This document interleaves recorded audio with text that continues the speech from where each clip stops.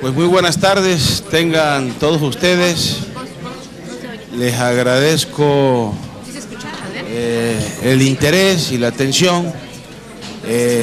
Obviamente no podíamos pasar desapercibidos con la presencia del teniente coronel Julián Leizaola, con toda la experiencia que tiene y en temas de seguridad, en donde los Estados Unidos, tanto la DEA como la FBI, le han dado este reconocimiento como el hombre más valiente de México. Tan es así que en la lucha contra el narco y la delincuencia organizada, pues ha recibido 7 atentados, y vale la pena que ustedes pudieran conversar y platicar con el teniente coronel Julián Leizaola. Entonces le dejo los micrófonos y estamos aquí a las órdenes. Bien, en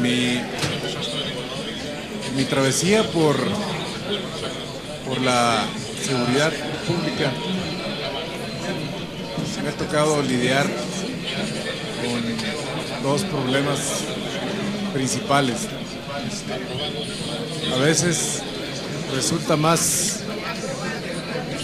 fácil pelear contra los delincuentes que están en la calle que contra los propios estructuras de gobierno.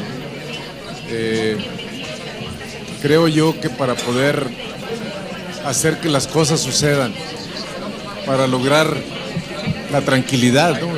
y recuperar una ciudad o recuperar un estado o tal vez todo el país, se tienen que alinear 3 condiciones. Debe haber voluntad política, debe de haber recursos y debe haber personas técnicas con el conocimiento para aplicarlo. Si no se alinea a cualquiera de estas condicionantes, no se puede hacer. Creo que el país está adoleciendo. A nivel federal creo que existe una falta de voluntad política. Hay recursos y muchos. Hay gente que sabe cómo combatir, pero falta esa voluntad política. Esto se traslada a los estados y desde luego a los municipios. Me tocó a mí, en lo que fue Tijuana, combatir con dos cárteles que estaban ahí, con el cártel de Sinaloa y con el cártel de los Arellano Félix. Pero afortunadamente se alinearon estas condicionantes y pudimos combatir sin ninguna línea, sin ninguna limitación. Pudimos combatir plenamente a los grupos delincuenciales y quedó claro que cuando se tiene voluntad no hay poder que pueda contra el poder del Estado. En 3 años echamos fuera a los Arellano y echamos fuera a los Chapos de Tijuana, en 3 años. En Ciudad Juárez, que habían fracasado ya otras instituciones federales, Ciudad Juárez ya parecía desahuciada, ya nadie quería, nadie creía que se pudiera recuperar. Y en 2 años y medio también echamos fuera. Ahí estaba el cártel de Juárez y también estaba el cártel de Sinaloa. Había los feminicidios, había cerca de 400 muertos por mes y bajó el robo de vehículos con violencia, los homicidios de 400 lo dejamos en 17, ¿no?, por mes. Digo, porque se acabó el tiempo. Claro que pudimos haber hecho un poco más, pero desafortunadamente los periodos gubernamentales terminan y la siguiente administración, a pesar de que se le presentaron los resultados y el plan y el programa que se aplicó, dijo: no me interesa, yo traigo mi propio plan, ¿no? Y bueno, ahí está. Entonces, insisto, cuando se tienen la voluntad política, cuando se tienen los recursos y cuando se tiene alguien que conoce, las cosas se pueden hacer y sucede. ¿Hay costos sociales? Sí los hay, porque para echar fuera a delincuentes de este nivel es como arrancar un cáncer, y un cáncer duele cuando se raspa para quitar los tumores cancerígenos, ¿no? Igual duele a una sociedad sacar a estos grupos, porque se penetran en la sociedad con esos narcocorridos, con esas las series de televisión, ¿no? Donde la ideología social se ve penetrada y empiezan a ver a los narcos como si fueran héroes, ¿no? Como si fueran personas que no les entran las balas, que no hay nada que se pueda hacer contra ellos, y eso duele arrancarlo. Yo les puedo decir que en Ciudad Juárez, en el 60-70% de las familias de Juárez había alguien, por lo menos uno, que se dedicaba a actividades ilícitas, por lo menos uno en cada familia. Por eso cuando los echamos fuera había muchas protestas, porque les quitamos el medio de sustento, pues. Pero se tiene que hacer, es algo que tiene que suceder. No debemos permitir que la economía criminal, la economía del narco, sustituya a la economía honesta, ¿no? Que debemos todos de practicar. Pues hay mucho que hablar, pudiéramos estar aquí todo el día, pero yo creo que con estos comentarios pues yo los dejo. Y algo muy importante, cuando hablaba de costos sociales, me refiero también a los oficiales del ejército, a los oficiales de la policía que cayeron. En Tijuana, 43 oficiales cayeron combatiendo al crimen organizado. En Juárez cayeron cerca de 17, pero nadie los recuerda, nadie sabe sus nombres. Dicen otro oficial caído, otro oficial que murió, y sí es noticia, pero la noticia genera únicamente el morbo, pero no hay nadie que diga vamos a hacerle como dice el senador Mayans, vamos a hacer un muro, ¿no? Un monumento que recuerde a las personas que están entregando su vida, porque yo lo digo, ¿qué diferencia hay entre los héroes que nos dieron patria y estos agentes y estos soldados que están entregando también lo más preciado que tienen, que es su propia vida? ¿Cuál es la diferencia entre ellos y los otros? Yo creo que no existe diferencia, pero a los otros sí los honramos. Estos también merecen esa honra. ¿Sí? Gracias.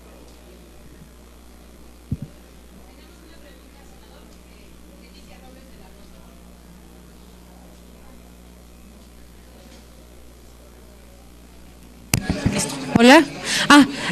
Justamente respecto a usted, lo que hablaba usted hace un momento, de que quitar el cáncer duele y que puede tener pues expresiones de resistencia por parte de algunos grupos de la sociedad.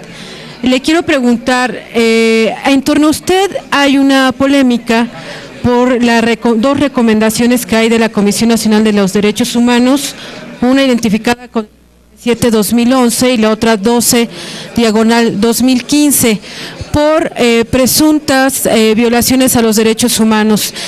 ¿Estas acusaciones se enmarcan desde su óptica en estas reacciones de resistencia que acusan a los militares? Dos, también en torno a esto, ¿usted considera que los militares todavía falta cultura para el respeto de los derechos humanos? Y tres, ¿cree usted que esta resistencia de la sociedad a reconocer la ayuda de militares, de marinos, de policías, de ministeriales, también tenga que ver con un prejuicio que surge de una época en la que la violación de los derechos humanos era pues mayor que la efectividad de estos cuerpos? Muchísimas gracias. Mire, primero, las recomendaciones que yo tengo de derechos humanos, yo quisiera primero que se revisara quiénes son los que me acusaron. Una de ellas, de un grupo de policías que estando en servicio los policías asaltaron a un personaje, a un visitante a la ciudad, el presidente de la Comisión Mundial de Karate, Taekwondo. Llegó a hacer un torneo a Tijuana y en la noche de ese día salió a la Avenida Revolución, que es muy característica de Tijuana. Fue a pasearse por la Avenida Revolución en un taxi, llegó en un taxi. Estos oficiales, cuando vieron que este señor venía bien vestido, detuvieron el taxi, lo metieron a un callejón, bajaron al señor, lo encañonaron, lo tiraron al piso, le quitaron su cartera, le quitaron, todavía traía moneda extranjera, creo eran yens, le quitaron todo lo que traía, dólares, todo, y lo dejaron desplumado. Se fueron. El señor puso una querella, puso una denuncia penal. Al otro día me llegó la información, revisamos los videos y estas patrullas, eran 2 unidades, se ve donde orillan al taxi y lo meten a un callejón donde no hay cámaras, ¿sí? De ahí salen y ya el señor sale, pone la denuncia y el señor se va de Tijuana, asustado, como para jamás volver, ¿no? Cuando ya llega la querella, yo detengo a los oficiales. Cuando estamos los reúno a los 4, estamos enfrente de ellos, está el director y yo, y les digo que van a ser detenidos y presentados a la Procuraduría. Cuando pasa esto, los 4 tratan de salirse de la oficina para no ser detenidos, ¿no? Eran policías en activo. ¿Los tuvimos que someter? Claro que sí. En el caso, yo mismo tuve que intervenir, ¿no? Yo también recibí golpes de ellos. Yo también traía escoriaciones en la cara, en el cuello, ¿no? Tengo mi examen médico, que también fui yo objeto de golpes. Es una confrontación, o sea, ni modo, así se sucedió. Sucede que cuando ya lo presentamos a ellos, los llevamos a la Procuraduría, estos se quejan de que fueron agredidos por nosotros, pues. Pero se presentó el examen médico, ellos se presentaron con examen médico y también el examen médico mío, pues, y del director de policía. Pero el de derechos humanos, pues, no tomó en cuenta los de nosotros, nada más el de él, pues, ¿sí? Lo metimos lo presenté a la Procuraduría, se calificó como legal la detención, pero no prosiguió el proceso porque el señor el denunciante, se fue del país y no llegó a ratificar su denuncia. Y quedó ese vacío legal y estos señores salieron y presentaron su denuncia en derechos humanos y se me siguió esa querella, ¿no? Y es la que tengo ahorita, una de ellas.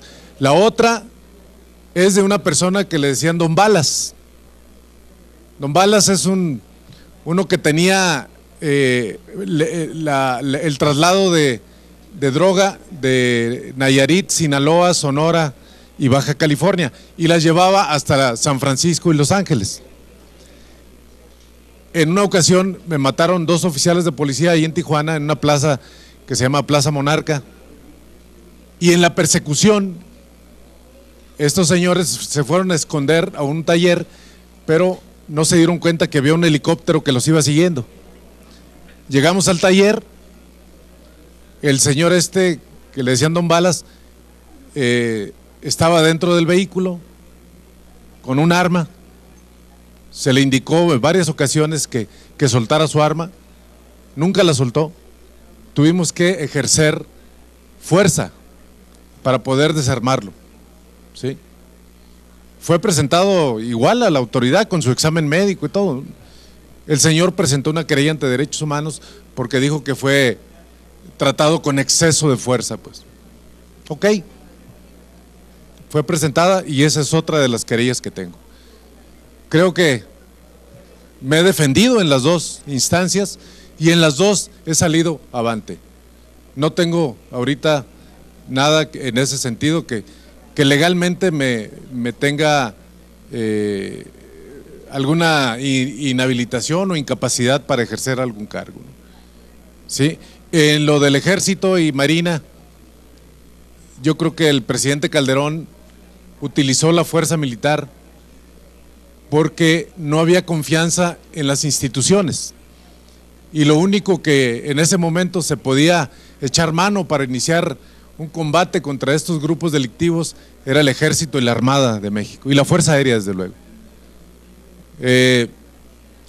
Desafortunadamente el Ejército, su capacitación, su adiestramiento es distinto a las policías, ¿no? El soldado recibe órdenes y califica a sus contrincantes como enemigos. Cuando dicen, este es tu enemigo, el militar al enemigo lo califica de manera distinta a como lo ve un oficial de policía, ¿no? Por eso creo yo que el Ejército o las fuerzas militares no están diseñadas para estar en la calle. Eso no es bueno, no es bueno, ¿no? Desafortunadamente todavía no existe, ya vamos para 12 años de combate y todavía las instancias que se deben dedicar al combate a este tipo de organizaciones aún no son no son instancias confiables. Me refiero a la Procuraduría General de la República, me refiero a las policías ministeriales estatales, que todavía no podemos decir que representan una fortaleza para combatir con estos grupos, ¿no? No inhiben la actividad delictiva. Y no se diga de los centros penitenciarios, que más que centros de rehabilitación o de reinserción social, sirven como nichos, ¿no?, de los delincuentes, donde aparte de que ni siquiera es un encierro, ellos siguen operando desde ahí, ahora con la protección de la propia autoridad. ¿Sí? Eso es definitivo, ¿no? Yo creo que no, debe de ser un poco más fuerte, ¿no? Más directa la actividad de los centros penitenciarios. Yo fui director de un centro penitenciario y yo le puedo decir que un centro penitenciario debe ser disciplinado, debe ser estricto la actividad dentro de un centro. Pero bueno, yo no soy psicólogo ni para decir que estén mal los programas de reinserción, ¿no? Ellos saben lo que hacen. El problema es que cuando hay una violencia, ¿no?, contra personas, la víctima pasa automáticamente a segundo, tercero, cuarto lugar y el delincuente se erige como el protagonista, ¿no? Y la reparación del daño y todo lo demás queda totalmente en el olvido. Y hablamos de la reinserción y vamos a rehabilitar a estos delincuentes. No es cierto, nunca se van a rehabilitar. Para mí, bueno, creo que existe la investigación científica donde dice que hay dos tipos de delincuentes: el primo delincuente o el delincuente ocasional y el delincuente persistente, ¿no? Por ejemplo, ¿ustedes creen que el Chapo, si llega a salir de la cárcel, se va a dedicar a cosas lícitas? Definitivamente no lo va a hacer, porque ya su mentalidad y la estructura que tiene, él ya está condicionado a seguir en la actividad ilícita.